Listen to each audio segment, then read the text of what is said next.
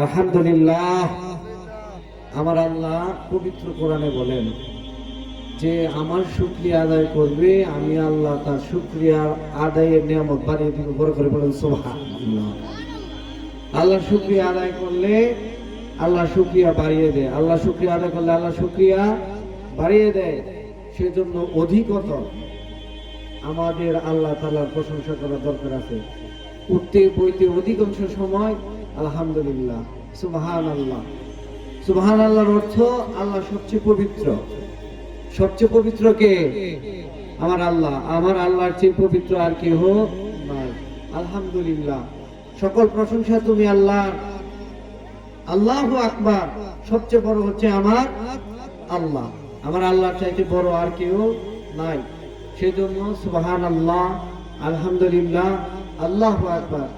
আর আল্লাহ রাসূল সাল্লাল্লাহু আলাইহি সাল্লাম বলেন, আফজালু যিকরি লা ইলাহা ইল্লাল্লাহ।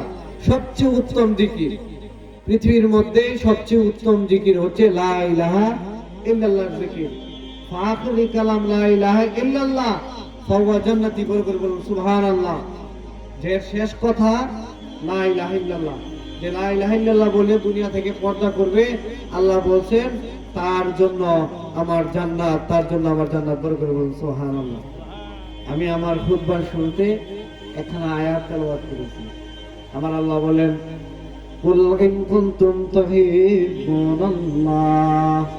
হে দুনিয়ার মানুষ, তোমরা যদি কেউ আমি আল্লাহকে ভালোবাসতে চাও, তোমরা যদি কেউ আমি আল্লাহকে মহব্বত করতে চাও, তোমরা যদি দুনিয়ার মানুষ আমি আল্লাহকে পাইতে চাও, কুল ইন কুনতুম তুহিব্বুনাল্লাহ ফাত্তাবিউনি ইউহিব্বুকুমুল্লাহ।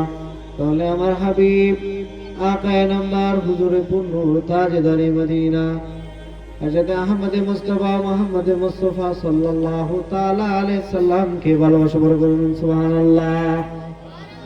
দুনিয়াতে যদি তোমরা আমার আল্লাহকে ভালোবাসতে চাও, আমার আল্লাহকে পাইতে চাও, তাহলে ভালোবাসো আমার হাবিব মুহাম্মদুর রাসূলুল্লাহ সাল্লাল্লাহু তাআলা আলাইহি সাল্লামকে। নবীর সাহাবী ইবনে আব্বাস রাদিয়াল্লাহু তাআলা আনহু আল্লাহ রাসূল সাল্লাল্লাহু আলাইহি সাল্লামের কাছে জিজ্ঞাসা করলেন, ইয়া রাসূলুল্লাহ, ইয়া হাবিবাল্লাহ, কেমন ভালো আপনাকে বাসতে হবে? আমার আল্লাহ বলেন কেমন ভালো বাসতে হবে। তখন তার সাহাবীকে উত্তর নবী দিয়েছেন, তোমরা যদি আমাকে ভালোবাসতে চাও, তাহলে আপন জীবন মরণ বউ বাচ্চা যাকে আছে সকল কিছু হইতে আমি আল্লাহকে বেশি ভালোবাসতে হবে। আল্লাহ সুবহানাহু ওয়া তাআলা